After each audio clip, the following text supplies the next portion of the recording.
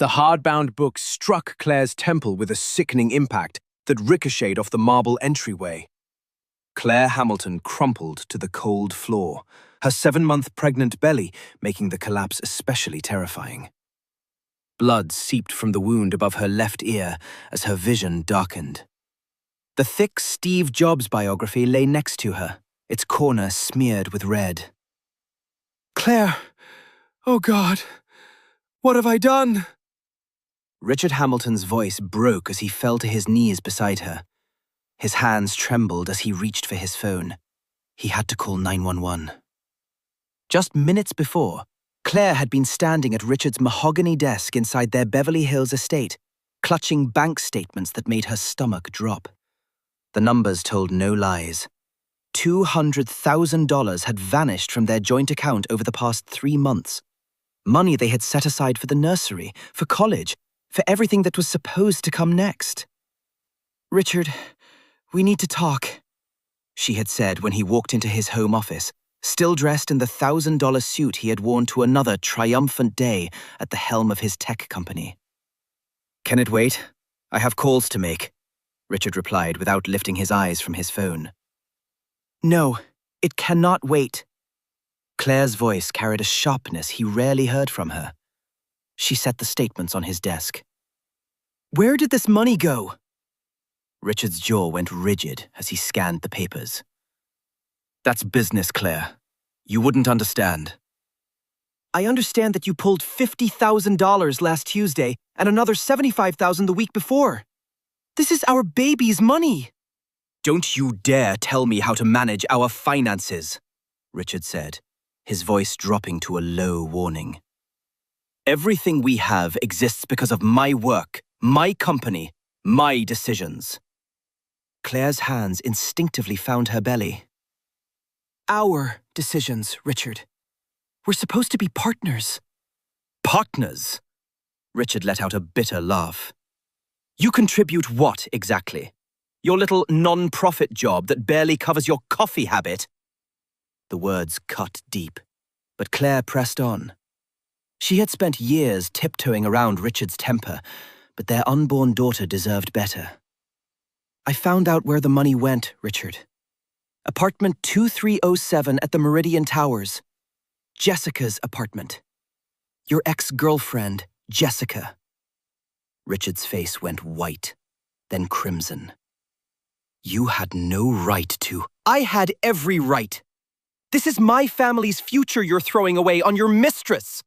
"She's not my mistress," Richard said through clenched teeth.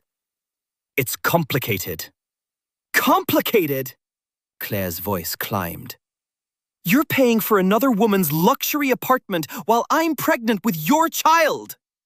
"Lower your voice," Richard warned, stepping closer. "The neighbors." "I don't care about the neighbors. I care about our baby having a college fund instead of bankrolling your affair." "It's not an affair," Richard erupted. "Jessica needed help after her divorce. It's temporary." "Temporary?" Claire's voice was sharp. "The lease agreement I found in your office says otherwise. 2 years, Richard. You committed 2 years of our money to her." Richard's hands balled into fists. "How dare you go through my private papers?" "Private? We're married. There should be no secret accounts, no hidden apartments, no lies." "You're making a scene over nothing," Richard said, though his voice had lost its certainty. "Nothing, Richard. This is $200,000. Do you understand what that means to our family?" "Our family will be fine. My company just landed the Peterson contract. We'll earn it back." "That's not the point." Claire stepped toward the desk. "The point is, you made this decision without me. You chose another woman over your pregnant wife and unborn child." "Don't be so dramatic, Claire. You're being hormonal." The dismissal hit her like a slap. "Hormonal, Richard? I'm trying to save our marriage." "If you can't understand that helping Jessica was the right thing to do, then I'm done with this conversation," Richard said, heading for the door. "No, you're not." Claire blocked his path. "I'm calling my mother. Dr. Morris deserves to know what kind of man her daughter married. The mention of Claire's mother, the respected neurologist who had never warmed to Richard, ignited something dark behind his eyes. "You will not call your mother." "Watch me," Claire said, reaching for her phone. That was when Richard snapped. He grabbed the Steve Jobs biography off his desk and hurled it with full force. The book connected with Claire's temple in a devastating blow. Now, as Claire lay bleeding on the marble floor, Richard's mind lurched between genuine panic and desperate calculation. He dialed 911 with shaking fingers. 911, what's your emergency? My wife fell and hit her head. She's pregnant and bleeding. We need an ambulance right away. Sir, is your wife conscious? Richard looked down at Claire, who was moaning faintly, her eyes unfocused. She's drifting in and out. We're sending paramedics to your location. What's the address? As Richard gave their Beverly Hills address, he knelt beside Claire again. It's going to be okay, baby. Help is on the way. Claire's lips moved, her words barely a whisper. You threw the book. Shh, don't try to talk. You fell and hit your head on the coffee table. That's what happened, Claire. You fell.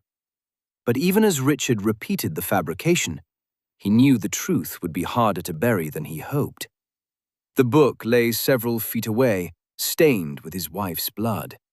The coffee table showed not a trace of impact, and somewhere inside Claire's injured mind, the real story was still alive. Sirens grew louder in the distance as Richard quickly tucked the blood-stained biography into his desk drawer. He rehearsed the story. Claire had been distressed. Pregnancy hormones. She got dizzy, lost her balance, and struck her head on the corner of the coffee table. When the paramedics arrived, Richard opened the front door with the polished charm that had built his entire empire. Thank God you're here. My wife is 7 months pregnant, and she had a terrible fall. The female paramedic, Sarah Rodriguez, immediately assessed Claire's condition while her partner readied the stretcher. Sir, can you walk me through exactly what happened? Claire was feeling dizzy. Pregnancy hormones, you know. She lost her balance and hit her head on the coffee table edge. Sarah examined the wound with practiced eyes. Something about the injury pattern did not match a fall onto furniture.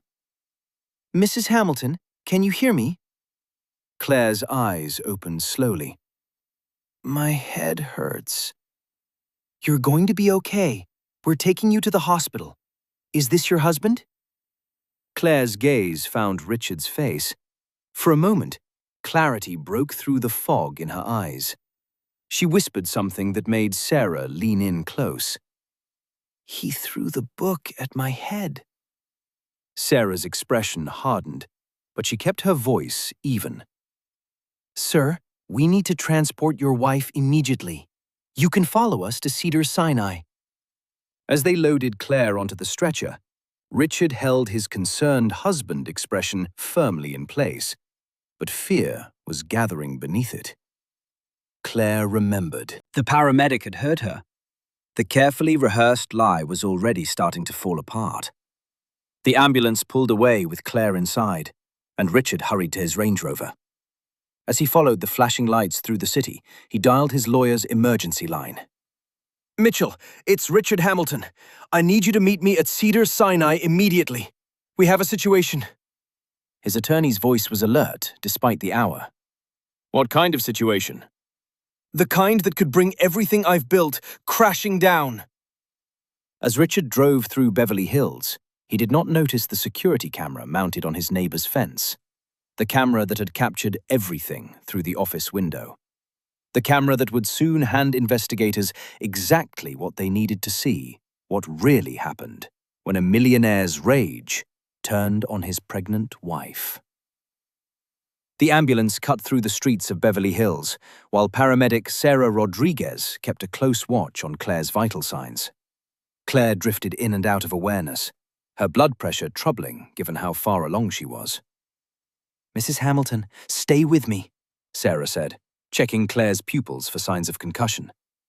Can you tell me your name? Claire Hamilton, she whispered, her hand reaching protectively for her belly. Is my baby okay? We're going to take excellent care of both of you.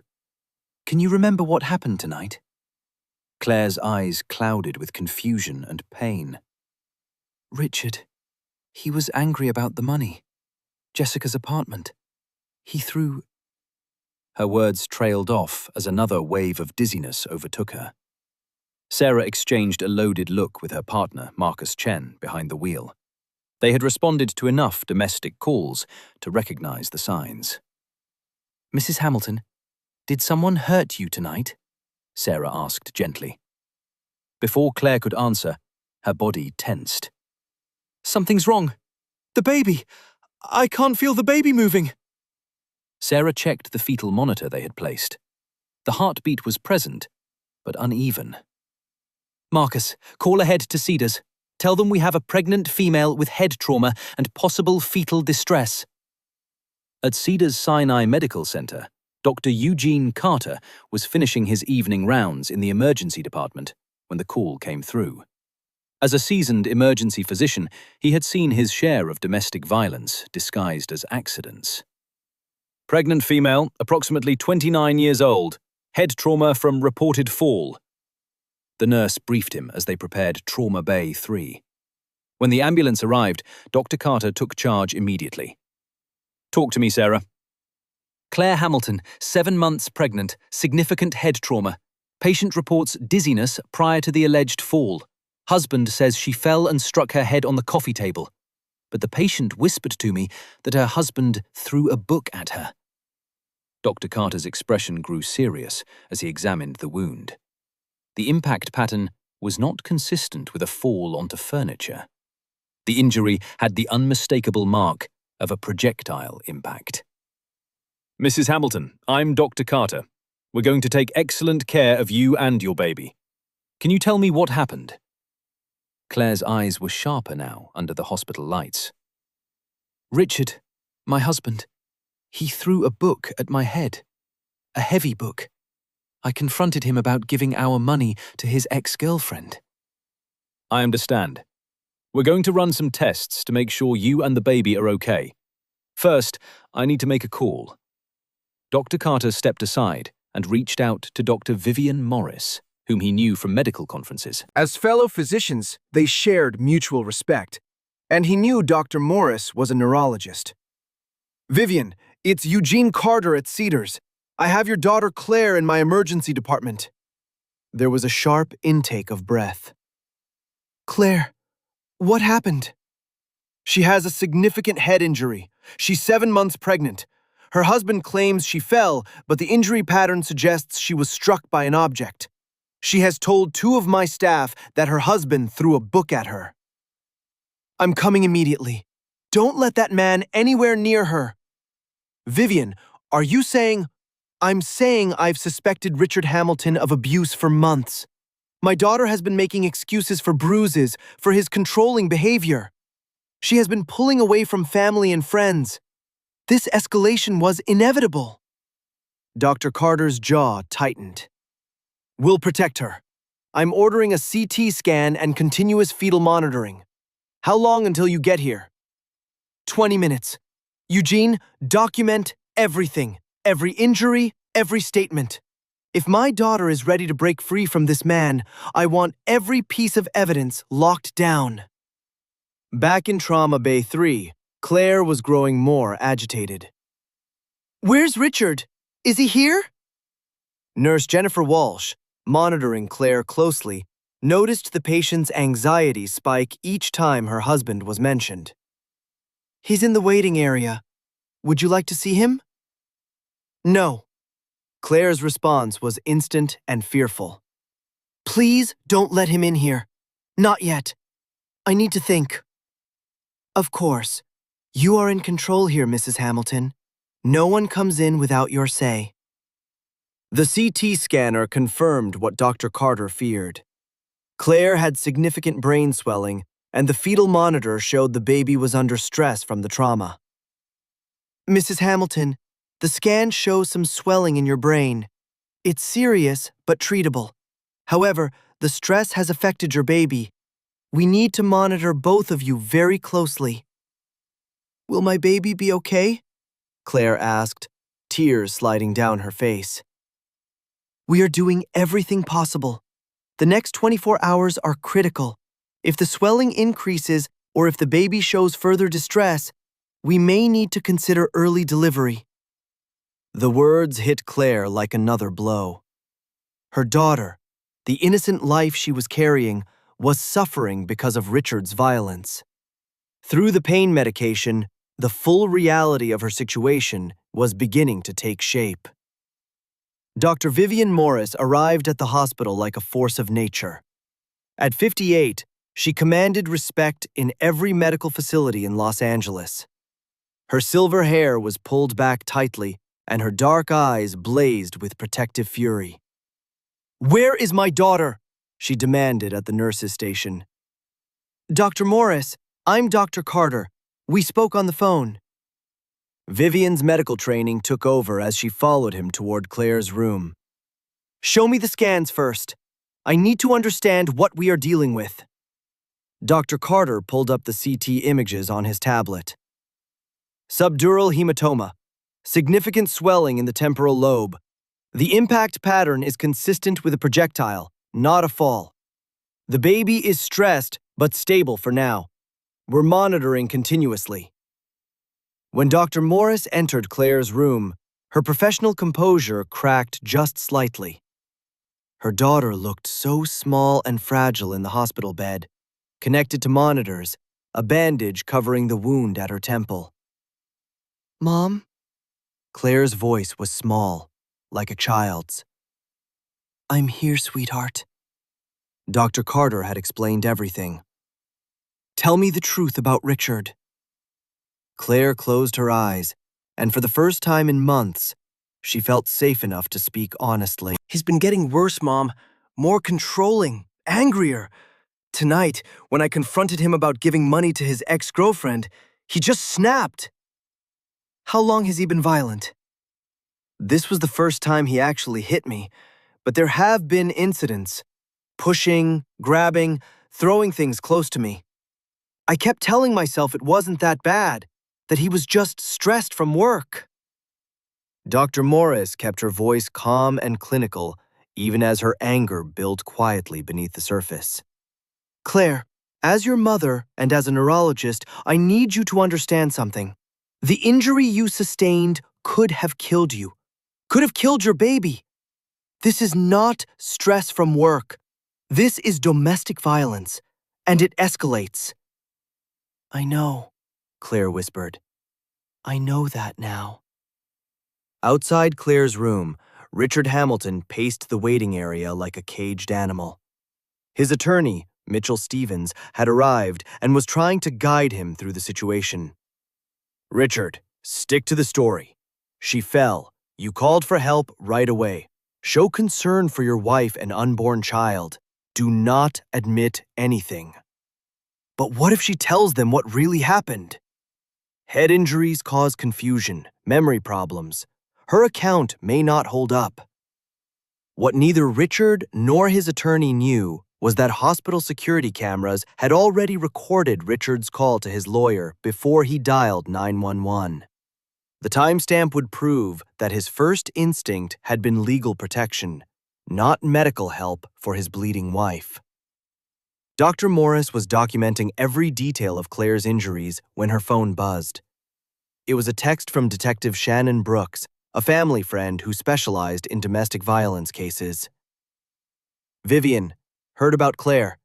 Are you ready to press charges?" Dr. Morris looked at her daughter, resting peacefully under sedation. She typed back, "Meet me at the hospital. Bring your evidence." The next several hours would determine whether Richard Hamilton's wealth and influence could shield him from the consequences of his violence, or whether a mother's love and professional expertise would finally break the cycle. As midnight approached, Claire's brain pressure spiked dangerously, and alarms began sounding throughout the ICU. The fight for her life and her daughter's life was only just beginning. Dr. Vivian Morris stood over her daughter's hospital bed at 2 in the morning, her trained eyes studying every detail of Claire's injury with the precision of a forensic neurologist. The impact pattern told a story that contradicted every word of Richard Hamilton's carefully rehearsed account. "The trajectory is wrong," she murmured to Dr. Carter, pointing to the wound. "If Claire fell and struck the coffee table, the injury would be here, at the back of her head. This trauma is lateral, consistent with a projectile striking from the side." Dr. Carter nodded grimly. "That's what I concluded. The force required to cause this much damage was not from a fall."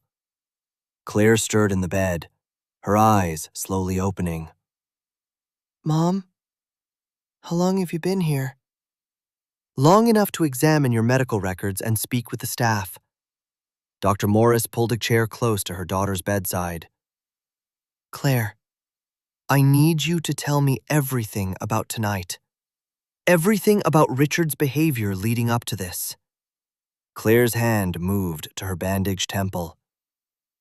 "The money, Mom. He had been pulling money from our accounts.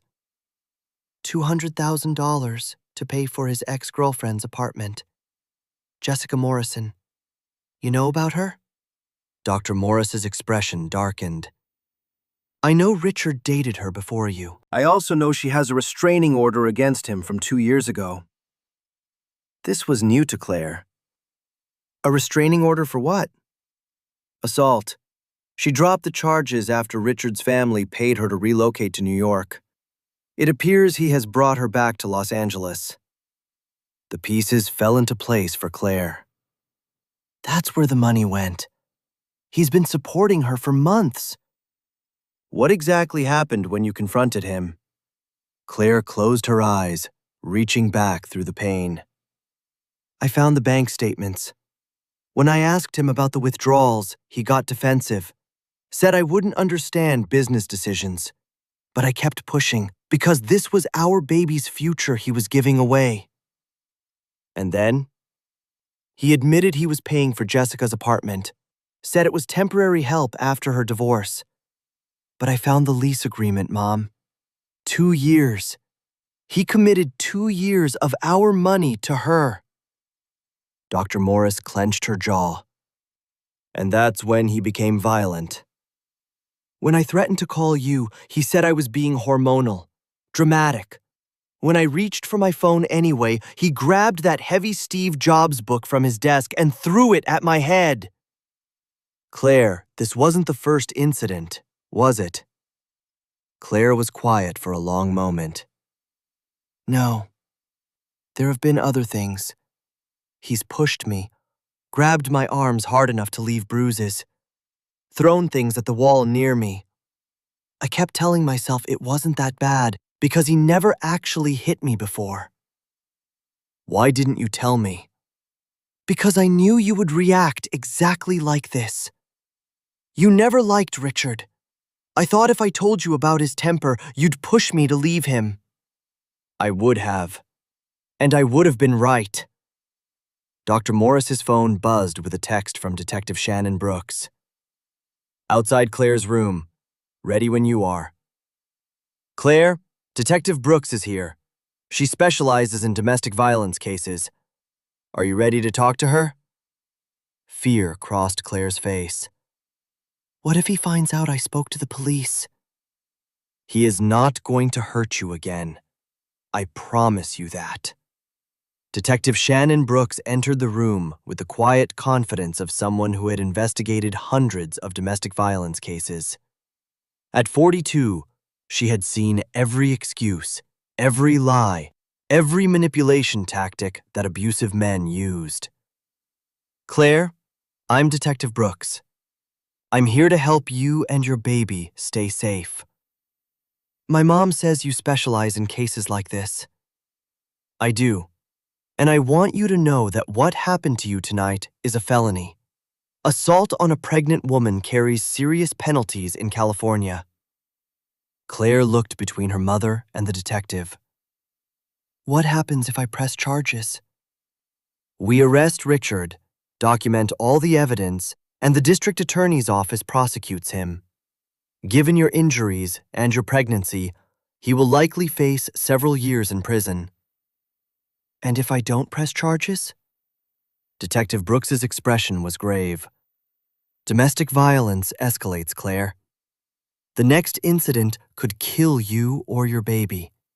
Statistics show that 75% of domestic violence homicides occur when the victim attempts to leave or after they have already left. I'm scared, Claire admitted. Dr. Morris took her daughter's hand. I'm going to ask you something as your mother and as a medical professional. Do you want your daughter to grow up believing it is normal for men to hurt women? The question hung in the air. Claire placed both hands on her belly, feeling her baby move for the first time since the assault. No. I want her to be strong. I want her to know she deserves better. Then let's make sure she never watches her father hurt her mother again. Detective Brooks opened her case file. Claire, I need you to walk me through tonight's events step by step. Start with when you first noticed the missing money. As Claire recounted everything, Detective Brooks recorded it all. The financial deception, the escalating argument, Richard's specific words, and the moment he threw the book. You said he threatened to silence you permanently if you embarrassed him. Did he say how? No, but the way he said it, I believed him. Detective Brooks noted it carefully. Have there been other threats? He would say things like, I had better watch my attitude, or that I wouldn't like what happened next. He told me no one would believe me if I complained about him because he was successful and respected. Classic abuser tactics, Detective Brooks said. Claire, I need to examine your medical records and speak with the paramedics who brought you in. Is that all right? Yes. As Detective Brooks reviewed the evidence, her phone rang. The caller ID read, Cedars-Sinai Security. Detective Brooks, this is Marcus Webb, head of hospital security. We've reviewed our footage from tonight. Richard Hamilton made several calls in our parking lot before he came inside. One was to his attorney. The timestamp shows he called his lawyer before he dialed 911. Can you send me that footage? Already done. We've also been watching his behavior in the waiting room. He's been rehearsing answers with his attorney, coaching his story. Detective Brooks looked at Dr. Morris with quiet satisfaction. That's consciousness of guilt. It proves he knew he had committed a crime. Meanwhile, in the hospital corridor, Richard was growing increasingly agitated. His attorney had been updating him on his legal exposure, and the news was not good. If Claire testifies and if her mother backs up the medical evidence, you're looking at serious felony charges, Mitchell Stevens said bluntly. How serious? 5 to 10 years, potentially more, given the pregnancy and your financial means to flee. Richard's face went ashen. There has to be something we can do. What about claiming she's unstable? Pregnancy hormones, depression, something. Richard, there's security footage of you disposing of something in a hospital dumpster. If that's the book you threw at her, it's physical evidence. Richard's hands shook. He had indeed gotten rid of the blood-stained biography, believing hospital dumpsters would not be monitored. He was wrong. Back in Claire's room, Detective Brooks was preparing to make an arrest. Claire, based on your statement, the medical evidence, and the physical evidence we have recovered, I have probable cause to arrest Richard for felony domestic violence. What happens now? I arrest him tonight. He'll be booked and held without bail until his arraignment. Given the severity of the charges and his financial resources, the court will likely consider him a flight risk. Dr. Morris squeezed her daughter's hand. You're doing the right thing, sweetheart. I know. but I'm terrified of what comes next. What comes next is that you and your baby are safe, Detective Brooks said. And Richard Hamilton learns that wealth and power do not place anyone above the law. As Detective Brooks left to make the arrest, neither she nor Dr. Morris noticed the hospital security guard approaching Claire's room. The guard, who had been handed $5,000 in cash by Richard's attorney to listen in and report back on any conversations with police. The battle for Claire's safety was still far from over, and Richard Hamilton was about to use every resource he had to escape the consequences of his violence. Detective Shannon Brooks found Richard Hamilton in the hospital waiting area at 3:15 in the morning, still huddled in quiet conversation with his attorney. His expensive suit was wrinkled, his hair disheveled, and the strain of maintaining his fabricated story showed clearly in his eyes. "Mr. Hamilton, I'm Detective Brooks with the Los Angeles Police Department. I need to speak with you about your wife's injuries." Richard stood automatically, extending his hand with the practiced ease of a businessman. "Of course, Detective. I'm happy to help however I can. This has been a terrible accident." Detective Brooks ignored his outstretched hand. "Sir, I need you to come with me for questioning regarding the assault on your wife." "Assault?" His attorney, Mitchell Stevens, stepped forward immediately. "Detective, my client reported an accidental fall. No one has mentioned assault." "That's because your client provided a false report. Richard Hamilton, you're under arrest for felony domestic violence, assault on a pregnant woman, and filing a false police report." The waiting room went silent. Other families turned to stare. Richard's face flushed with embarrassment and barely contained fury. "This is absurd. I'm the one who called for help. I saved my wife's life." "You have the right to remain silent," Detective Brooks continued, placing handcuffs on Richard's wrists. "Anything you say can and will be used against you in a court of law. You have the right to an attorney." "I want to see my wife," Richard demanded, as she guided him toward the exit. "Your wife has requested no contact with you. A restraining order will be in place within hours." Mitchell Stevens followed quickly. "Detective, my client is a respected businessman with no prior record. This appears to be a misunderstanding based on the confused recollections of an injured woman." Detective Brooks stopped walking and turned to face the attorney.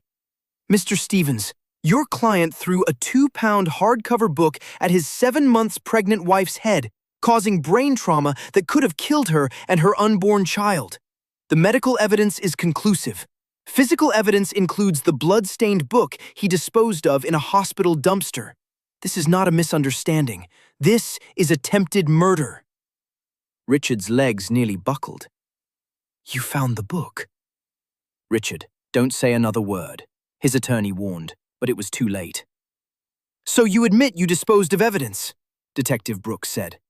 The words hung in the air like a confession. Other visitors in the waiting room were now openly watching and whispering. Richard's carefully constructed reputation was crumbling in real time.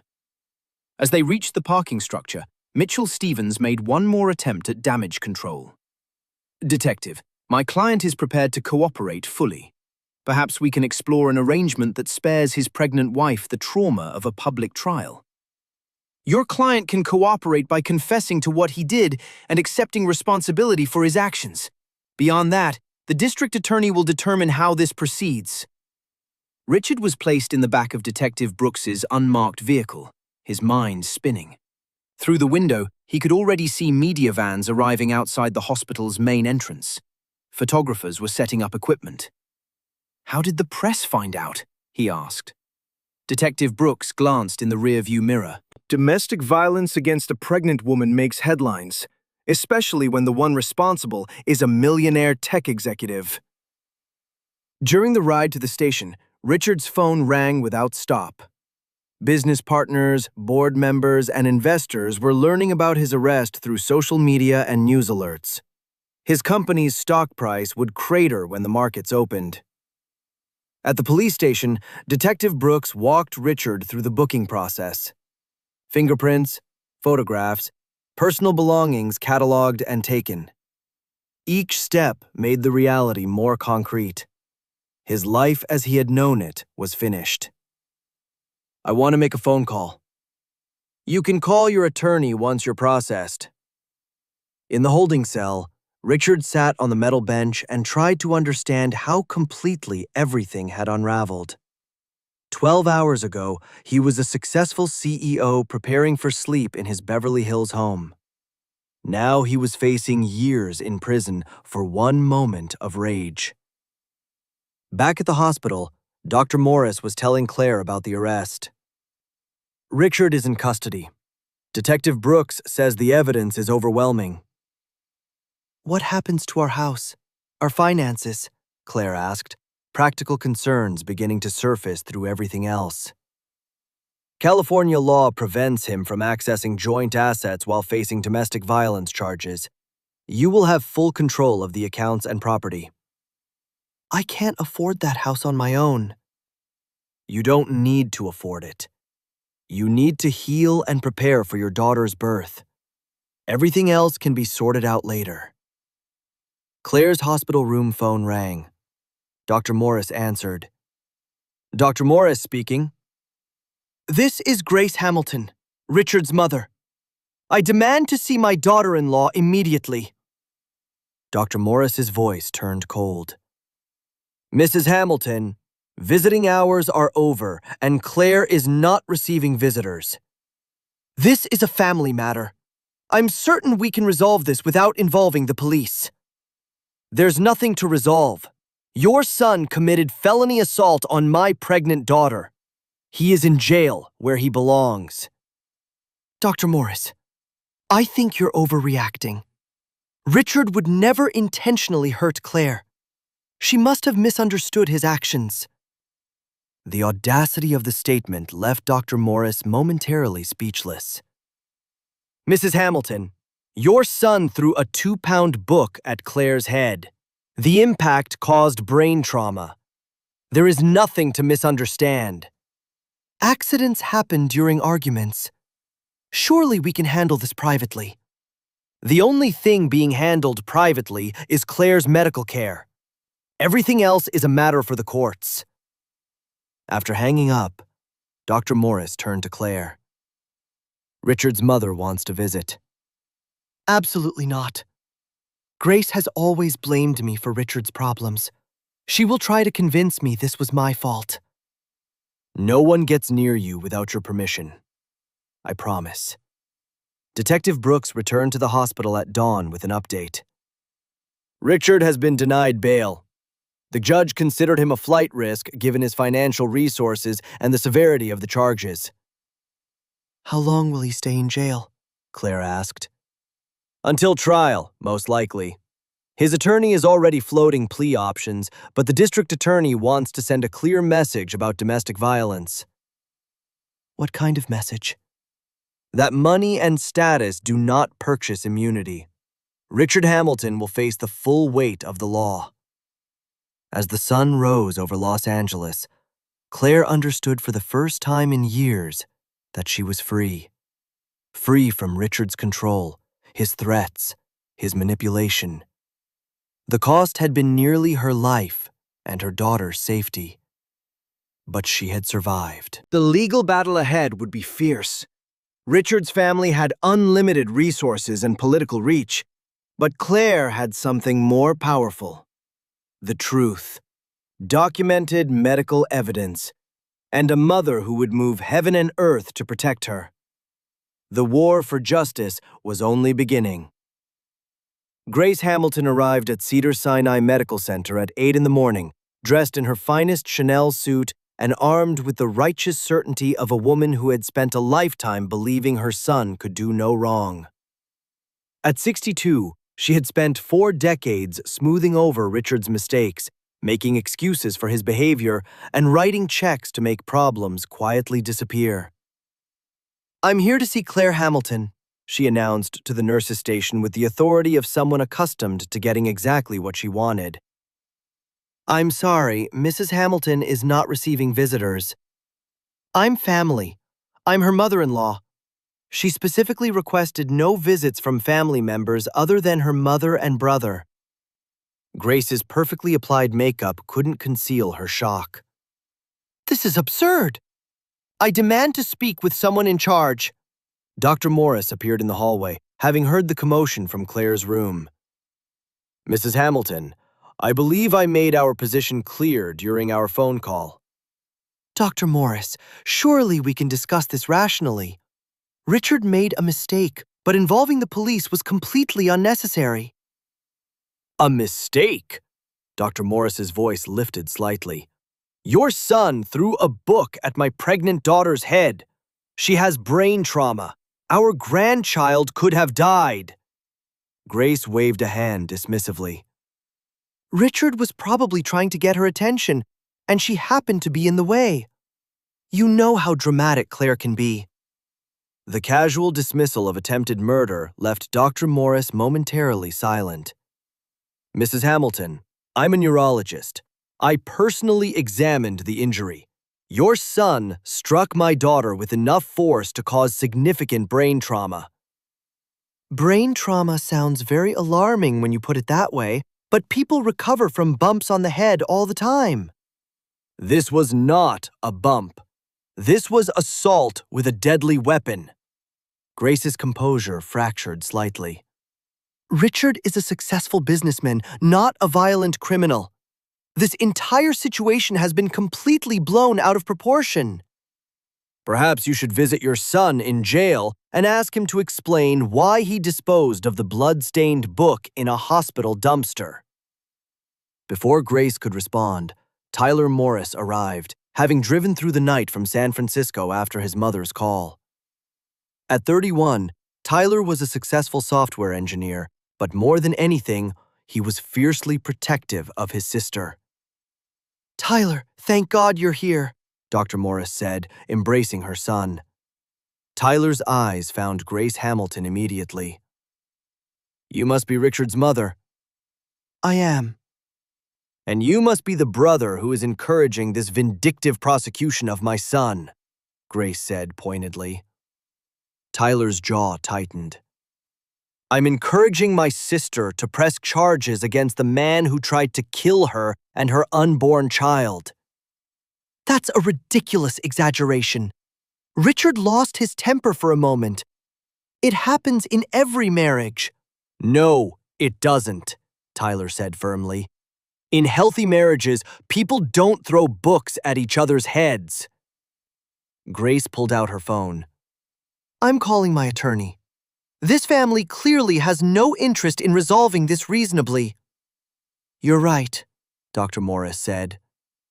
"We're interested in seeing your son prosecuted to the fullest extent of the law." As Grace made her call, Tyler asked his mother quietly, "How is Claire? Really?" "Physically, she's stable. The brain swelling has decreased. Emotionally, she's frightened but resolute. She wants to protect her daughter." "Good. Richard needs to face consequences for what he did." Grace ended her call and approached them again. "My attorney is prepared to offer a substantial settlement in exchange for dropping the charges."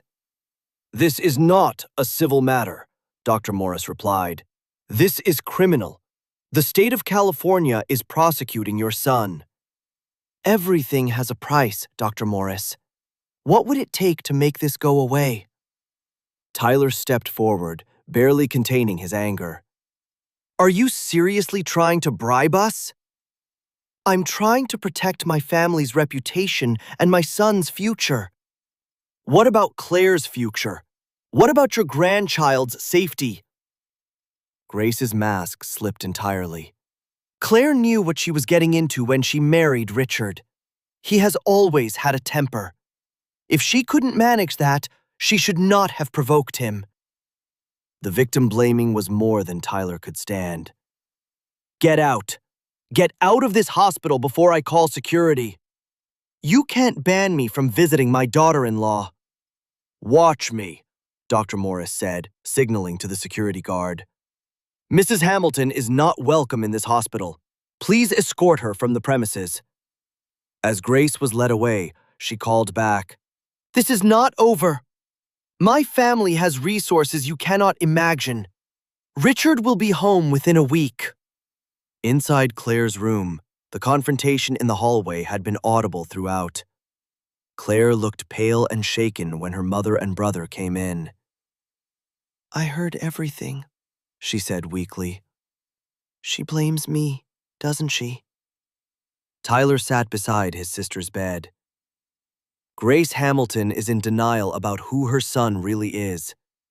That is not your problem. But Tyler, she's right about one thing. Richard's family has resources, political connections, expensive lawyers, influence. And we have the truth, Dr. Morris said firmly. We have medical evidence, witness testimony, and physical evidence. Money cannot change facts. You don't know the Hamiltons like I do, Claire said. They have been covering up Richard's problems his entire life. In prep school, he assaulted a girlfriend. Grace paid the family to move their daughter to another school and keep quiet. This was news to both Dr. Morris and Tyler. How do you know that? Tyler asked. Richard told me himself. He was bragging about how his mother always protected him. He said no matter what he did, Grace would fix it. Dr. Morris pulled out her phone. I'm calling Detective Brooks. She needs to know about this pattern. While Dr. Morris made the call, Tyler held his sister's hand. Claire, I need to ask you something difficult. Why didn't you leave Richard before this happened? Claire was quiet for a long moment. Because leaving felt more dangerous than staying. Richard always said if I ever left him, he would make sure I lost everything. The house, the money, access to our child. He said his lawyers would prove I was an unfit mother. Those were threats designed to control you. I know that now. But when you're living it, when someone is isolating you from everyone you love, making you question your own judgment, you start to believe their version of reality. Tyler squeezed her hand. You're not alone anymore. Mom and I are here, and we're not going anywhere. Dr. Morris returned with news from Detective Brooks. The detective is very interested in the prep school incident. She's going to reach out to the victim and see if she's willing to testify. What if she's not? Then we proceed with the evidence we have. But if there's a pattern of violence, it significantly strengthens the case. Claire's phone buzzed with a text message. Her face went white as she read it. What is it? Tyler asked. It's from Grace. She says Richard's attorney is filing for emergency custody of the baby. They're claiming I'm mentally unstable and a danger to my child. The audacity of the legal maneuver was breathtaking. Richard was in jail for assaulting his pregnant wife, yet his family was attempting to position her as the dangerous parent.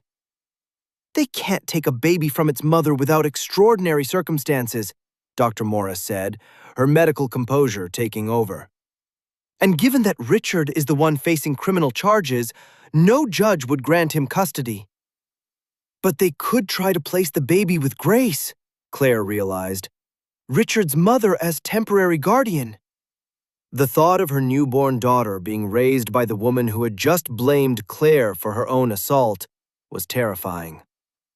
Over my dead body, Tyler said quietly. We need a family law attorney, Dr. Morris said. Someone who specializes in protecting mothers and children from abusive fathers. As if called by the conversation itself, Detective Brooks appeared in the doorway. I have news about Richard's prep school incident. The victim, Jennifer Walsh, is now a successful attorney in Portland. She's willing to testify about what Richard did to her 15 years ago. What happened to her? Claire asked. Richard pushed her down a flight of stairs during an argument. She suffered a broken arm and a concussion. Detective Brooks paused. Sound familiar? The pattern was unmistakable. Richard's violence was not a one-time loss of control.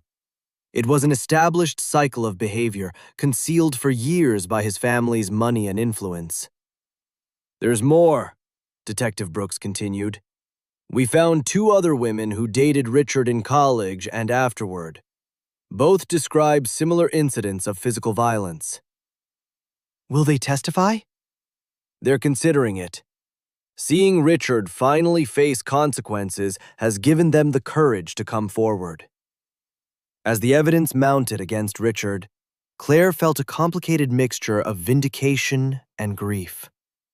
She was finally seeing her husband clearly, but it meant accepting that the man she had loved was a dangerous predator who had deceived her for years. The lines had been drawn. On one side, Richard's wealth, his family's influence, and a legal team prepared to demolish Claire's reputation to protect their client. On the other side, the truth, medical evidence, and a growing group of victims ready to break their silence. The fight for justice was escalating, and Claire was no longer fighting alone. 3 days after the assault, Claire's condition had stabilized enough for her to give a full statement to Detective Brooks and prosecutor Margaret Lane. The swelling in her brain had decreased significantly, and her baby's heartbeat was steady and strong. Claire, I need you to walk me through your relationship with Richard from the very beginning, Margaret Lane said, settling into the chair beside Claire's hospital bed. At 51, the prosecutor had built her career on holding domestic abusers accountable. When we first met, Richard was charming, successful, attentive. Everything seemed perfect. When did that change? Claire considered carefully. About 6 months after we moved in together. Small things at first. He didn't like my friends, said they were jealous of our relationship. He convinced me to quit my job at the nonprofit because he made enough money for both of us. Classic isolation tactics, Detective Brooks noted. What else? He started managing all of our money. Said I didn't understand investment strategies. He gave me an allowance as though I were a child. When I questioned expenses, he would get angry and tell me I was ungrateful. Did the financial control escalate? He monitored my credit cards, questioned every purchase. If I bought something without asking, he would return it and lecture me on fiscal responsibility. But he spent whatever he liked on himself. When did physical intimidation begin? Claire's hand moved unconsciously toward her belly. About a year ago, he started standing too close when he was angry, backing me against walls. He'd grab my wrist when I tried to walk away from arguments. Did you tell anyone? I was too ashamed. Richard had convinced me that his behavior was normal, that I was too sensitive. He said all successful men needed to assert themselves to maintain respect in their relationships. Dr. Morris spoke quietly from her position by the window. Claire, show them your wrists. Claire hesitantly extended her arms. Faded bruises ringed both wrists, finger-shaped marks that told their own story. When did he do this? Margaret Lane asked, photographing the injuries. Last week. I tried to leave the room during an argument about his late nights. He grabbed me and held me against the wall until I agreed to listen to him explain why I was wrong. Detective Brooks exchanged a look with the prosecutor. Claire, we have been investigating Richard's past relationships. We found a pattern of escalating abuse with multiple women. How many? 4 that we know of. Jennifer Walsh, the prep school victim, is flying in tomorrow to meet with us. She's now a successful attorney and wants to help put Richard away. Claire felt a mixture of relief and guilt. Relief that she was not alone. Guilt that other women had suffered because Richard's behavior had been covered up rather than prosecuted. There's something else, Detective Brooks continued. We've obtained Richard's financial records. The money he was giving to Jessica Morrison wasn't just for her apartment. What was it for? Silence. Jessica was also one of Richard's victims. He's been paying her $200,000 to stay quiet about an assault that happened 3 years ago. The room went still as the full weight of it settled. Richard had not been supporting an ex-girlfriend out of generosity. He had been paying hush money to another woman he had hurt. "We want to contact Jessica," Margaret Lane said. "With her testimony added to Jennifer's and yours, we can establish a clear pattern of domestic violence spanning more than a decade." Claire's friend, Nadine Walsh, chose that moment to arrive with flowers and a worried expression. She had been trying to visit for 2 days, but had been turned away by the restricted visitor list. "Claire, honey, what happened? The news said Richard was arrested for assault, but that can't be right." Claire looked at her closest friend and thought of all the times Nadine had raised concerns about Richard's controlling behavior. All the times Claire had defended him. "It's right, Nadine. Richard threw a book at my head during an argument. I have brain trauma." Nadine's face drained of color. "Oh my God, Claire. I am so sorry. I should have pushed harder when I saw the warning signs." What warning signs? Detective Brooks asked. Nadine glanced between Claire and the detective. "Richard's jealousy about Claire's friendships. He discouraged her from spending time with anyone. When we did see each other, he would call constantly, checking in on her. He made her feel guilty for having any life outside their relationship." Did you witness any physical aggression? "Not directly, but Claire would explain away injuries. A bruise on her arm was from bumping a door. A cut on her lip was from biting it while eating. I suspected, but Claire always had an answer." Claire felt tears building. "I was protecting him, wasn't I?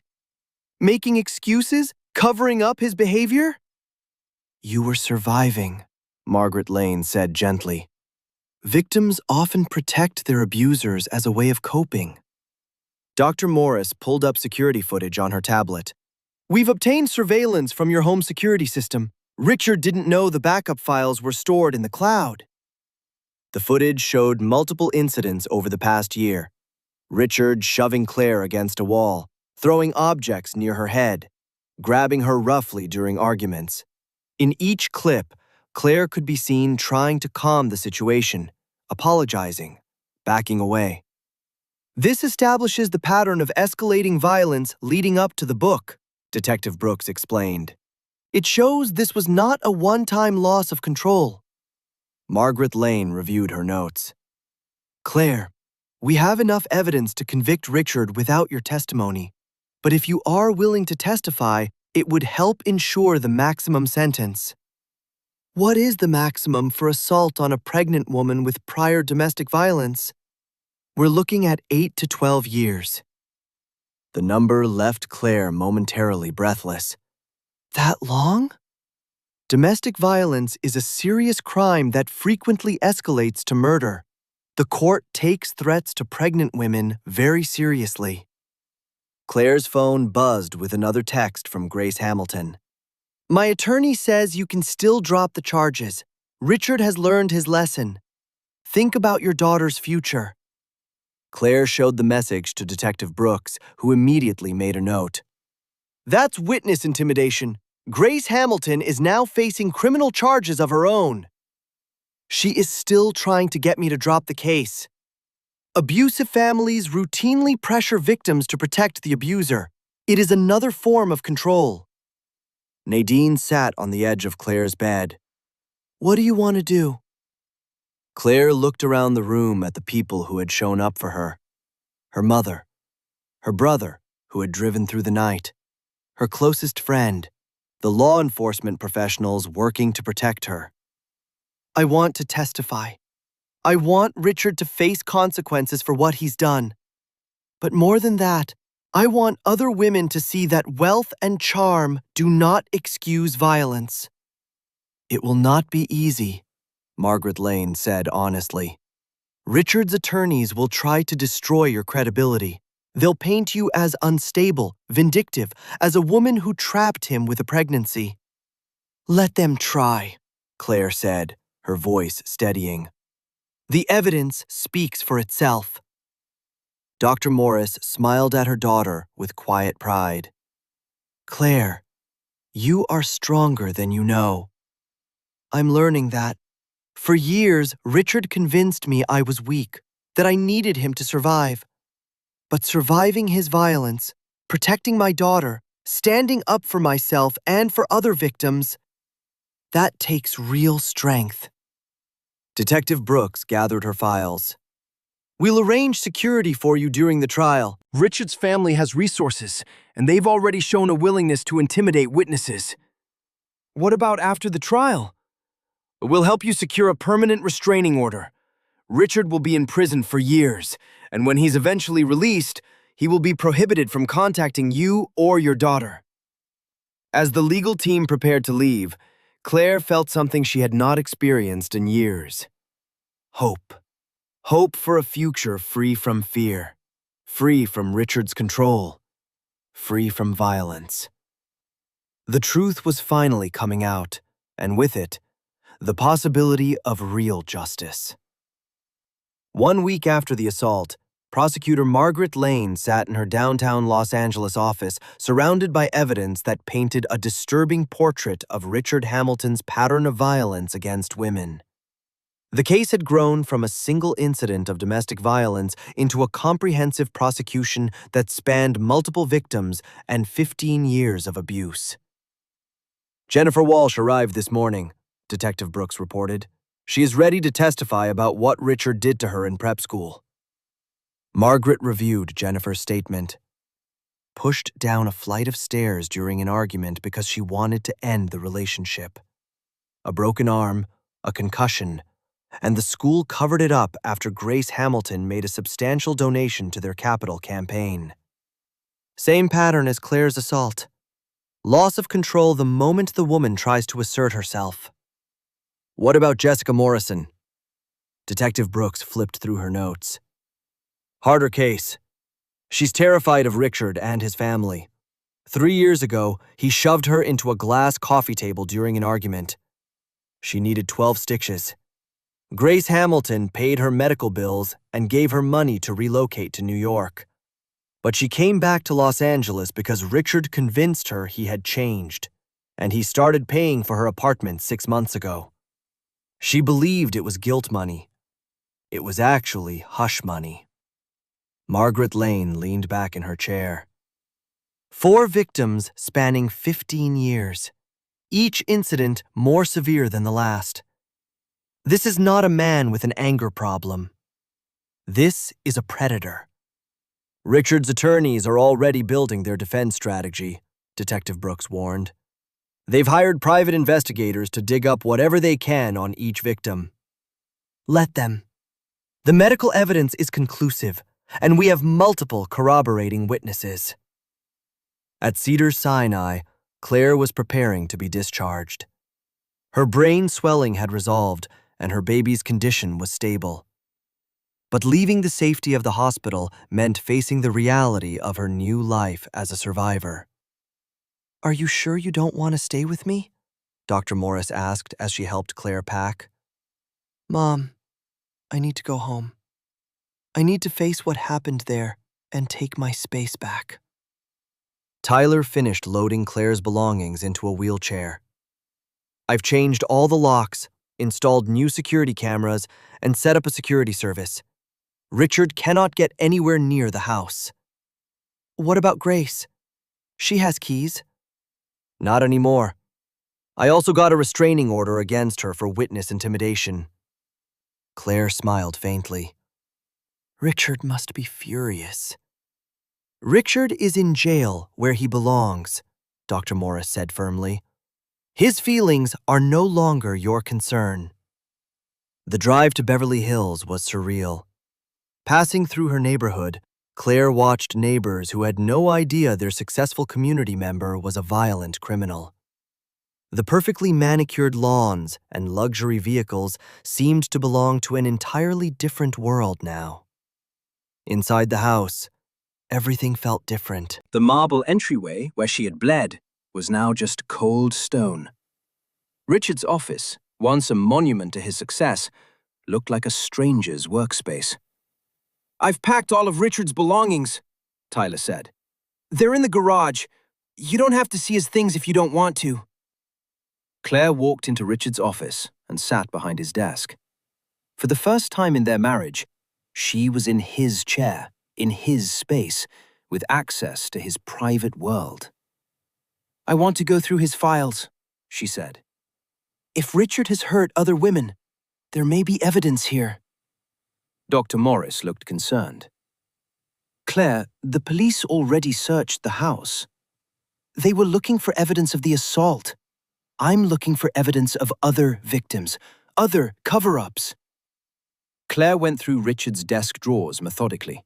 Most held business documents, but one was locked. Using tools Tyler had brought, they forced it open. Inside was a file labeled Personal Legal Matters. It contained settlement agreements, non-disclosure agreements, and checks made out to various women over the past decade. "This is it," Claire breathed. "This is proof that Richard has been paying women to stay silent about his violence." The file contained 4 settlement agreements. Jennifer Walsh's name appeared on one, Jessica Morrison's on another. 2 other women Claire had never heard of had also received payments in exchange for their silence about personal disputes with Richard. "We need to call Detective Brooks right now," Tyler said. While Tyler made the call, Claire kept searching. In Richard's computer, she found email exchanges with his attorney about managing potential public relations problems and neutralizing former associates. The emails revealed a coordinated effort to silence Richard's victims through intimidation, financial pressure, and legal threats. Grace Hamilton was cited repeatedly as the source of funds for these arrangements. Detective Brooks arrived within an hour, bringing Margaret Lane with her. "Claire, this evidence is explosive. It shows premeditation and a conspiracy to obstruct justice." "What does it mean for the trial?" "It means we can charge Richard and his mother with additional crimes: witness tampering, obstruction of justice, possibly racketeering if we can prove an ongoing criminal enterprise." "Will the other victims testify now?" "With this evidence, they may feel safe enough to come forward. The documents prove they were telling the truth about Richard's violence." Claire's phone rang. The caller ID showed Richard's attorney. "Don't answer," Margaret Lane said quickly. The call went to voicemail. Afterward, Claire played the message on speaker. "Mrs. Hamilton, this is Mitchell Stevens calling on behalf of your husband. Mr. Hamilton is prepared to offer a substantial settlement in exchange for your cooperation in resolving these charges. Please call me at your earliest convenience." "Another attempt to buy silence," Detective Brooks noted. "The audacity is staggering," Dr. Morris said. "He assaults my daughter and then tries to bribe her into dropping charges." Margaret Lane smiled thinly. "Actually, this works in our favor. Attempting to bribe a victim is additional evidence of consciousness of guilt." Claire looked at the prosecutor. "What happens if I call him back and record the conversation?" "We could set up a controlled call with recording equipment. If he makes specific offers tied to dropping charges, that's felony witness tampering." Let's do it. 2 hours later, Claire sat in Detective Brooks's office wearing a recording device and surrounded by law enforcement. Margaret Lane coached her on what to say and what to avoid. Keep him talking about the settlement offer. Get him to be specific about the amount and what he expects in return. Claire dialed Mitchell Stevens' number, her heart hammering. "Mrs. Hamilton, thank you for calling back. I trust you're recovering." "I'm getting there. You mentioned a settlement." Yes, Mr. Hamilton recognizes that this situation has caused you significant distress. He is prepared to offer $2 million in exchange for your cooperation in resolving the criminal charges. What kind of cooperation? A simple statement that the incident was accidental. and that you may have misremembered some details due to your head injury. You want me to lie? I want you to consider your daughter's future. $2 million would ensure her education and security. A public trial would be traumatic for everyone. Claire glanced at Margaret Lane, who nodded. What about the other women Richard hurt? Silence. I'm not sure what you mean. Jennifer Walsh, Jessica Morrison, the others. Would they receive settlements too? Mrs. Hamilton, I think we should stay focused on your situation. My situation is that your client has a pattern of violence against women, and your family has a pattern of covering it up with money. I think this conversation has become unproductive. Please consider my client's offer carefully. After Stevens hung up, the room erupted in satisfaction.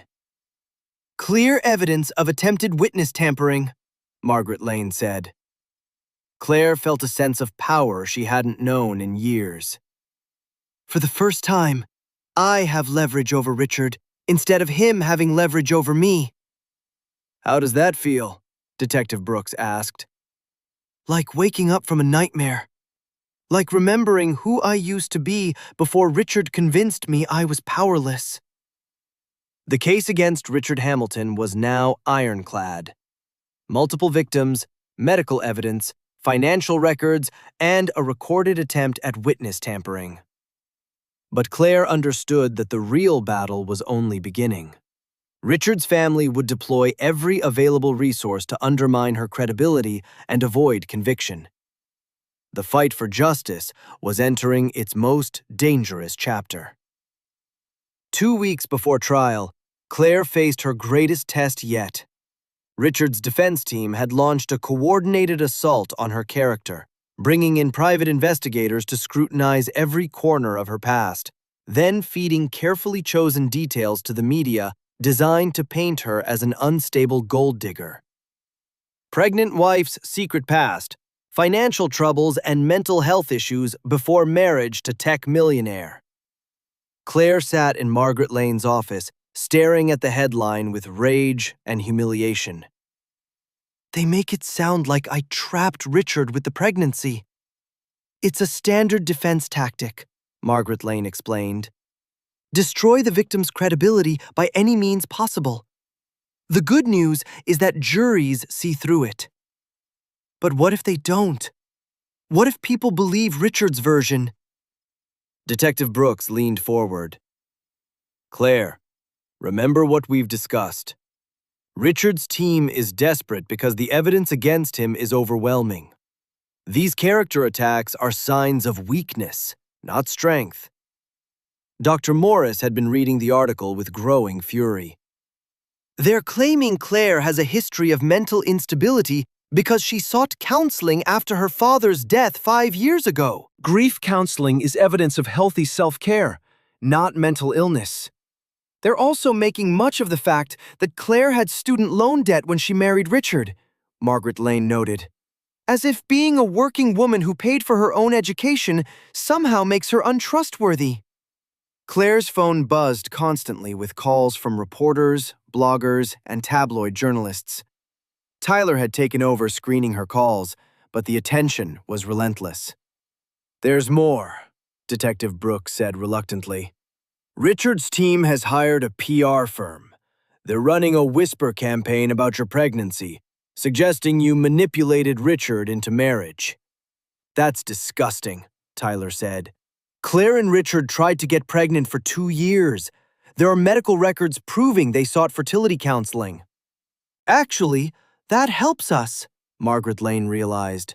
If Claire was trying to trap Richard, why would they have spent 2 years and thousands of dollars on fertility treatments? Despite the legal team's confidence, Claire felt herself wavering under the relentless attacks. The stress was affecting her pregnancy, and her doctor had warned about the risk of early labor. I keep thinking maybe I should just take the settlement and disappear, Claire admitted.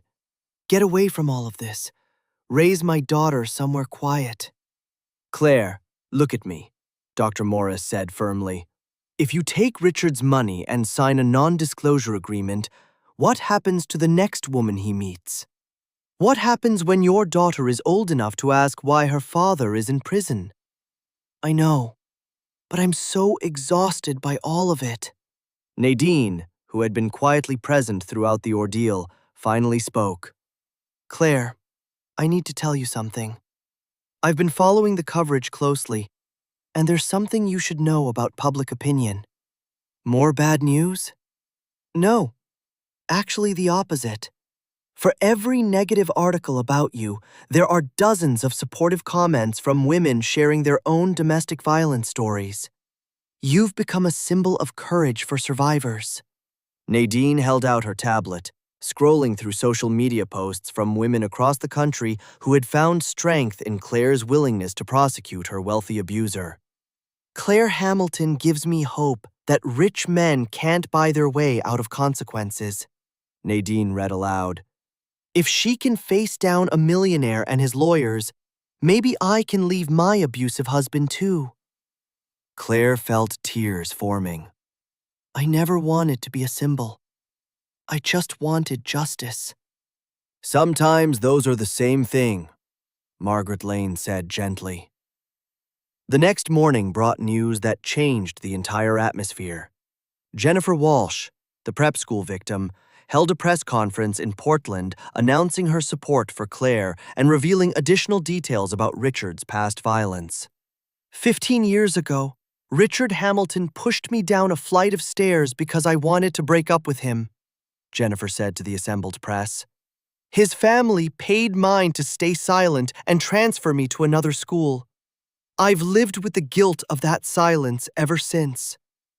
Jennifer's press conference triggered an avalanche of media coverage, this time centered on the pattern of abuse rather than attacks on Claire's character. Other victims began stepping forward publicly, sharing their experiences with Richard's violence and his family's cover-ups. The narrative is shifting, Margaret Lane observed.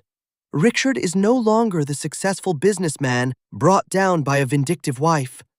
He's a serial abuser whose victims are finally being heard. But Richard's defense team was not finished. That afternoon, Grace Hamilton held her own press conference outside the Los Angeles courthouse. My son is the victim of a vindictive prosecution by a disturbed woman who trapped him with a pregnancy, Grace declared. Richard Hamilton is a pillar of this community, a job creator, a philanthropist. These charges are a travesty of justice. Grace's performance was polished and deliberately sympathetic, hitting every prepared talking point. She spoke about Richard's charitable work, his business success, his plans for fatherhood. Richard was looking forward to being a father. He had already set up college funds, designed a nursery, planned for his daughter's future. The idea that he would deliberately harm his pregnant wife is simply absurd. But Grace made a critical error in her prepared statement. She referenced specific details about the nursery design that only Richard could have described. Details from conversations that had taken place after his arrest, while he was supposed to have had no contact with his family. She just admitted to violating the no-contact order, Detective Brooks realized. Grace has been in communication with Richard while he's been in jail. Margaret Lane immediately filed a motion to revoke Grace's bail for violating court orders. This shows the Hamilton family believes the rules simply do not apply to them. That evening, Claire made a decision that surprised everyone around her. She called her own press conference. I didn't want to be here, Claire said, standing outside the courthouse, her hand resting on her pregnant belly. I didn't want to be the face of domestic violence. I wanted to be a private person raising my daughter in peace. The assembled reporters were completely still. But Richard Hamilton and his family have made this public. They've attacked my character, questioned my motives, and tried to buy my silence. So let me be very clear about what really happened. Claire's voice grew steadier as she continued. Richard Hamilton threw a 2-pound book at my head because I discovered he was giving our baby's college fund to his ex-girlfriend. He caused brain trauma that could have killed me and our unborn daughter. When he realized what he had done, His first call was not to 911. It was to his lawyer. The Hamilton family has spent 15 years covering up Richard's violence against women. They have paid victims to stay quiet, intimidated witnesses, and used their wealth to avoid consequences. That ends now. Claire's statement went viral within hours. The image of a pregnant woman standing alone against a wealthy family's intimidation resonated with people across the country.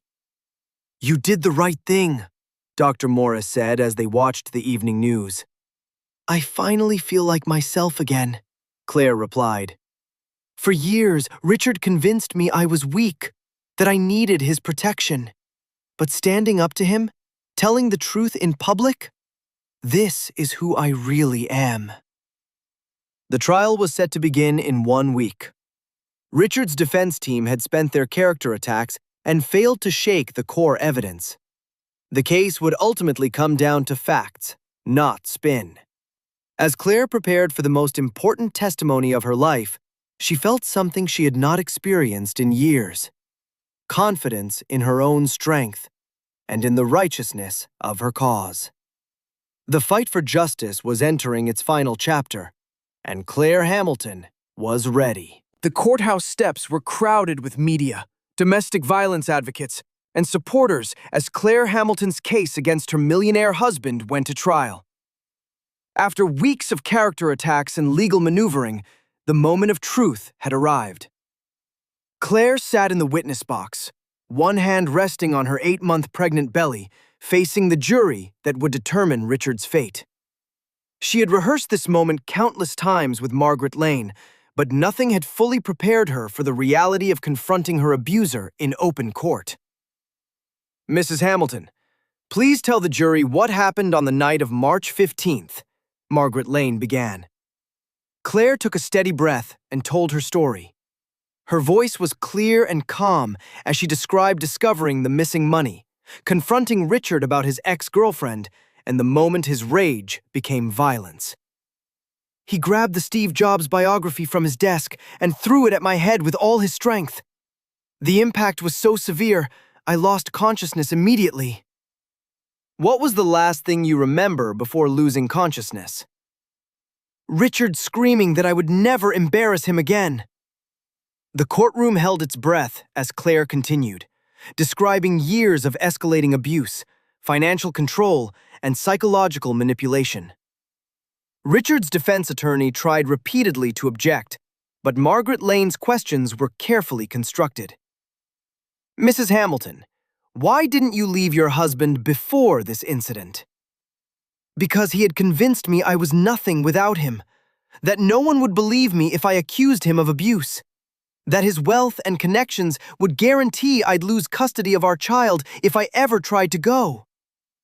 When Margaret Lane finished her direct examination, Mitchell Stevens approached the witness stand. "Mrs. Hamilton, isn't it true that you married my client primarily for his money?"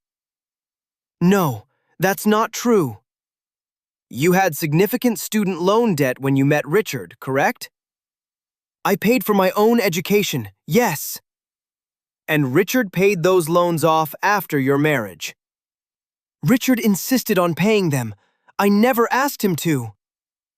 Stevens continued his assault, questioning Claire's memory due to her head injury, suggesting she had exaggerated the violence, implying greed as her motivation. But Claire remained steady and consistent, her testimony unmoved by his tactics. "Mr. Stevens, your client threw a 2-pound book at my head while I was 7 months pregnant. No amount of money could compensate for nearly losing my life and my daughter's life." The prosecution's case grew stronger with each witness. Dr. Eugene Carter testified about Claire's injuries, explaining in precise detail that the trauma pattern was consistent with assault and not an accidental fall. Dr. Vivian Morris took the stand as both a medical expert and a mother. Her testimony about examining the injury was devastating to the defense. "In 30 years as a neurologist, I have never seen impact trauma this severe from a household accident.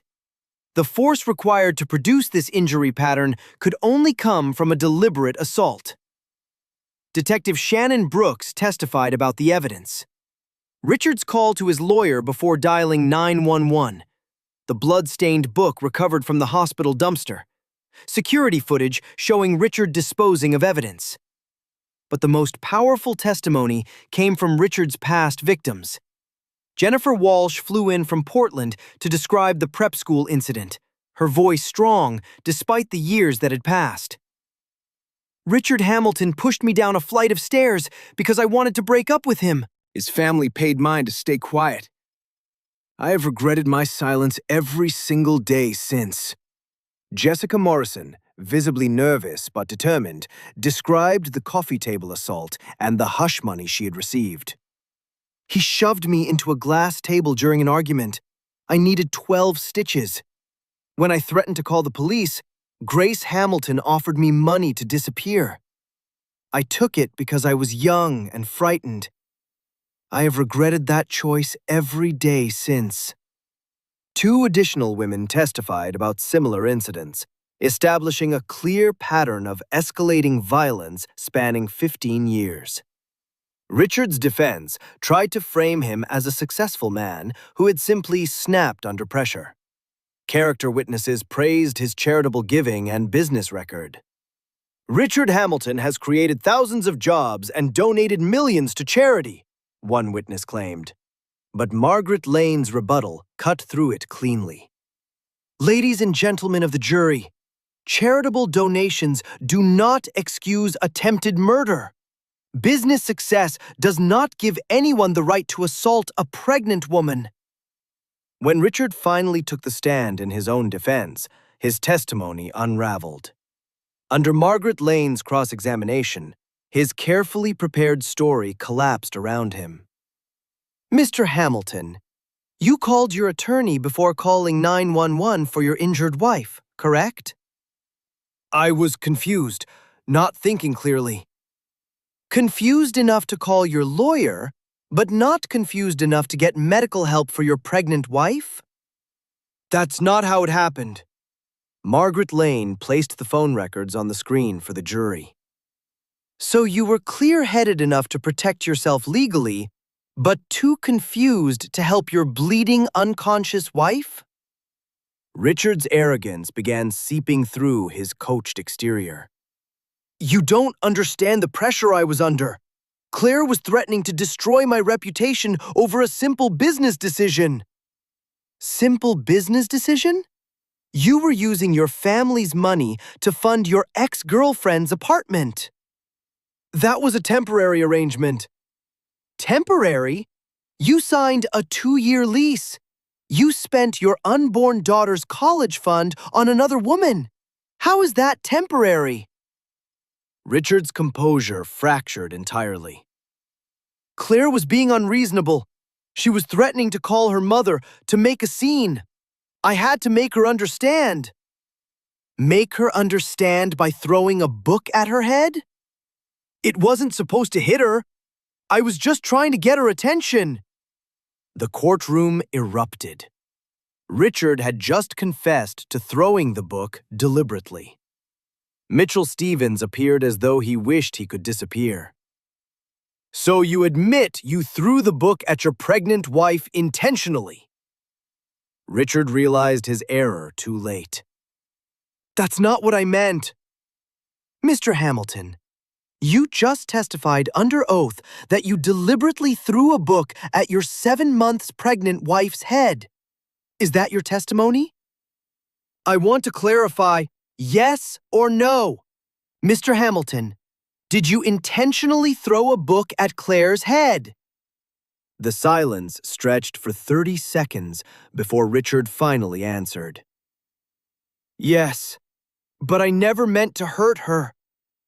Margaret Lane had her confession. The remainder of Richard's testimony was only damage control, and nothing could undo what he had already admitted. During closing arguments, Margaret Lane addressed the jury with precision. Ladies and gentlemen, this case is about power and control. Richard Hamilton believed his wealth placed him above the law. He believed he could assault his pregnant wife and purchase his way out of consequences. The evidence shows a 15-year pattern of violence against women, concealed by his family's money. 4 victims, 4 incidents, 4 cover-ups, until now. Claire Hamilton refused to be silenced. She refused to take the money and vanish. She chose to stand up for herself, for her unborn daughter, and for every woman who has ever been told that a wealthy man's violence simply does not count. Mitchell Stevens's closing argument focused on Richard's clean record and his contributions to society. My client made a terrible mistake under extreme stress, but one mistake should not destroy a man's entire life. The argument rang hollow after Richard's own admission of intentional assault. The jury deliberated for only 2 hours. When they returned, the forewoman stood to deliver the verdict. On the charge of felony domestic violence, we find the defendant guilty. On the charge of assault on a pregnant woman, we find the defendant guilty. On the charge of witness tampering, we find the defendant guilty. On the charge of filing a false police report, we find the defendant guilty. Claire felt tears streaming down her face as each verdict was read. In the gallery, Dr. Morris and Tyler held each other. Nadine squeezed Claire's shoulder. Richard sat frozen as his world disintegrated. Grace Hamilton wept in the front row, understanding at last that money could not buy her son's freedom. Judge Patricia Hernandez scheduled sentencing for the following week. Mr. Hamilton, you will remain in custody without bail. The court finds you pose a continuing danger to the community. Outside the courthouse, Claire faced a sea of reporters and supporters. Domestic violence advocates cheered as she emerged with her legal team. Today's verdict sends a clear message, Claire said into the microphones. Wealth and privilege do not excuse violence. No woman should have to endure what I endured. No child should grow up watching their father abuse their mother. Richard Hamilton will face consequences for his actions. But more importantly, other victims will see that justice is possible, that speaking the truth is possible, that holding abusers accountable is possible. A week later, Judge Hernandez sentenced Richard to 8 years in state prison, followed by 5 years of probation. Grace Hamilton received 2 years for witness tampering and obstruction of justice. Mr. Hamilton, you systematically abused women for 15 years, Judge Hernandez said. You used your wealth and family connections to silence your victims. You showed no remorse for nearly killing your pregnant wife. This sentence reflects the serious nature of your crimes and the need to protect the community from your continued violence. As Richard was led away in handcuffs, Claire felt a closure she hadn't anticipated. The man who had controlled and terrorized her was finally being held to account. It's over, Dr. Morris said as they left the courthouse. No, Mom. It's just beginning, Claire replied, her hand on her belly. Now I get to raise my daughter in a world where she knows her mother fought for justice, where she knows that speaking the truth matters more than staying silent. The legal battle had been won, but Claire's real victory ran deeper. She had reclaimed her voice, her strength, and her future. Richard Hamilton's reign of terror was finished, and Claire's new life was about to begin. 3 months after Richard's conviction, Claire gave birth to a healthy 7-pound daughter in the same hospital where she had nearly lost her life. Dr. Vivian Morris held her granddaughter for the first time, tears streaming down her face as she took in the tiny miracle who had survived so much. She's perfect, Dr. Morris whispered, gently placing baby Emma Claire Hamilton into her mother's arms. She's a fighter, just like her mom, Tyler said, beaming at his sister and niece. Claire looked down at her daughter's peaceful face and felt a rush of protective love, unlike anything she had ever known. I promise you will never see the violence I saw, sweetheart. He will grow up knowing you are strong, knowing you are valued, knowing you deserve to be treated with respect. The past 3 months had been a blur of legal proceedings, media attention, and personal healing. Richard's conviction had made national headlines, inspiring other domestic violence survivors to speak out. Claire had been contacted by dozens of women who said her courage had given them the strength to leave abusive situations. "There's someone here to see you," Nadine announced from the doorway. Detective Shannon Brooks entered the hospital room with flowers and a wide smile. "Congratulations, Claire. She is beautiful." "Thank you for everything, Shannon. I couldn't have done this without you." "Actually, you could have.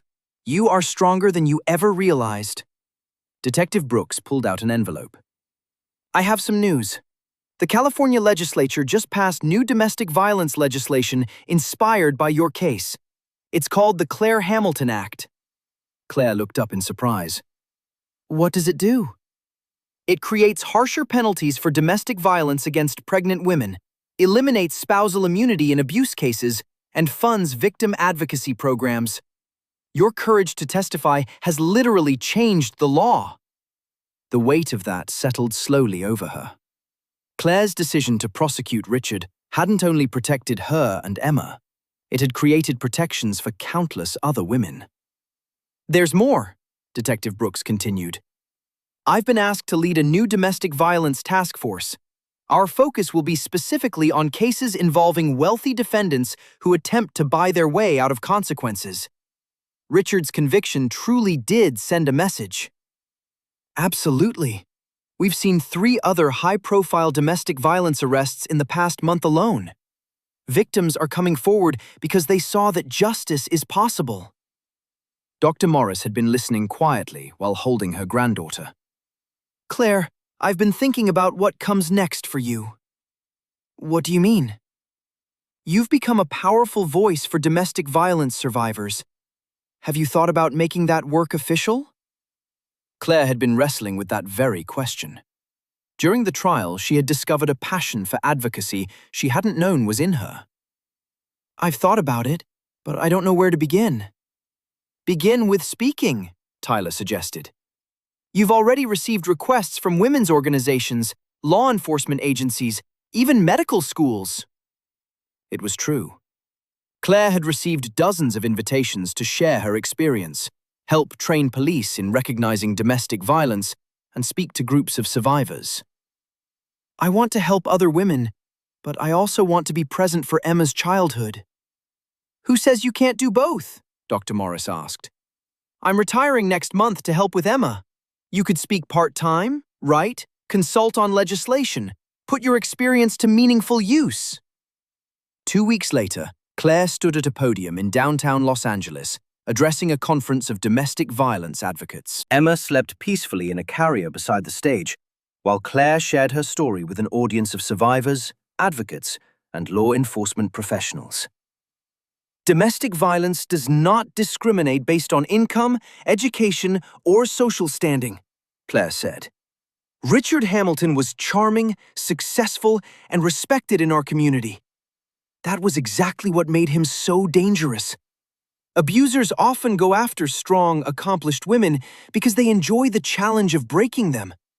They cut you off from your support system, convince you that their version of reality is the only one that matters, and make you believe you are powerless to leave." Claire looked out at the audience, seeing recognition in the faces of survivors who understood precisely what she was describing. "But here is what I learned. You are never as powerless as your abuser wants you to believe. The moment you speak the truth to a friend, a family member, or law enforcement, you begin reclaiming your power." My mother, Dr. Vivian Morris, often says that the most dangerous moment for a domestic violence victim is when they decide to leave. That is when abusers can escalate to lethal violence. But the most powerful moment is when you decide to fight back through the legal system. After her speech, Claire was approached by a young woman named Maria Santos, whose husband had been arrested for domestic violence the previous month. "Mrs. Hamilton, thank you for speaking out. My husband's family has money, Not as much as yours, but enough to hire expensive attorneys. They're trying to convince me to drop the charges. What does your instinct tell you? That if I drop the charges, he will hurt me worse next time. Trust that feeling. Domestic violence escalates. The legal system isn't perfect, but it is the best protection available. Maria's eyes filled with tears. I'm scared of what happens if he goes to prison. How will I support my children?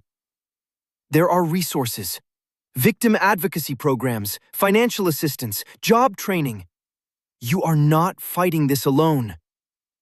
Claire exchanged contact information with Maria, adding her to a growing network of women she was helping navigate the legal process. On the drive home, Claire sat with her thoughts about how completely her life had shifted. 6 months ago, she had been trapped in an abusive marriage, cut off from support, certain she was powerless. Now she was using her experience to help other women find their own. Emma, your mom has become quite the activist, Tyler observed from the driver's seat. I never thought of myself as an activist. I just wanted justice. Sometimes those are the same thing. At home in Beverly Hills, the house that was now legally hers following Richard's conviction, Claire moved through rooms that no longer held dread. She had redecorated entirely, removing every trace of Richard and creating a warm, safe place for Emma. Dr. Morris was in the kitchen, reviewing the day's news. The Los Angeles Times wants to do a follow-up piece on Richard's sentencing. Are you interested? What kind of story? About your advocacy work, the new legislation, the impact your case has had on other survivors. Claire considered it. 6 months ago, media attention had been terrifying. Now it felt like an opening to reach more women who needed to hear that escape was possible. I'll do it, but only if they include information about victim resources. I want women reading the story to know where to get help. That evening, as Claire fed Emma her bottle, she thought about the future she was building for her daughter. Emma would grow up knowing that her mother's courage had changed real laws. She would understand that speaking truth to power was not only possible, but necessary. Your daddy is in prison for what he did to us, Claire whispered to Emma. But you will never be defined by his violence. You will be defined by how we rebuilt our lives afterward. Dr. Morris joined them in the nursery, settling into the rocking chair. Any word from Richard's appeals attorney? His conviction was upheld. No new trial, no reduced sentence. He'll serve the full 8 years. Good. How do you feel about that? Claire was quiet for a moment. I don't feel angry anymore. I feel free. For the first time in years, I'm not afraid of Richard. I'm not measuring every choice against his reaction. I'm just focused on building the best life I can for Emma and myself. And helping other women do the same? And helping other women do the same, Claire agreed. 6 months later, Claire published a memoir about her experience titled Breaking the Silence, A Survivor's Guide to Prosecuting Domestic Violence. The book became a bestseller, with proceeds funding domestic violence shelters and legal advocacy programs. She testified before Congress about the need for federal domestic violence legislation, consulted with police departments on improving their response to abuse cases, and spoke at law schools about prosecuting wealthy defendants. Most importantly, she raised Emma in an environment of love, safety, and empowerment. Emma's first word was Mama, spoken while Claire was preparing for a speaking engagement on survivor advocacy. Richard Hamilton served his full sentence and was released 8 years later into a world that no longer recognized his name or respected his standing. His company had dissolved during his time in prison, his fortune had been depleted by legal fees and victim compensation, and his reputation was beyond repair. Claire had moved forward into a life of purpose and meaning, channeling her experience into change that would protect future generations of women. She had transformed her trauma into a force for justice, proving that even the darkest experiences could become a source of light for others. Emma grew up knowing her mother was a hero, not because she had endured violence, but because she had refused to let that violence determine her future. Claire Hamilton had not simply survived domestic abuse. She had used that survival to build a better world for her daughter and for countless other women who came after her. The book that Richard threw at Claire's head had been intended to silence her forever. Instead, it gave her a voice that would echo through legislation, court decisions, and the lives of women who found their own courage in her example. Claire finally understood that protecting her daughter had required protecting herself first, a truth that would guide every choice she made for the rest of her life. In breaking her own silence, she had given other women permission to speak their truth. In seeking justice for herself, she had created justice for generations of survivors who would follow. The millionaire who had thrown a book at his pregnant wife was now nothing more than a cautionary tale. But the woman who had survived, fought back, and built an entirely new life from the wreckage of trauma, she had become something lasting.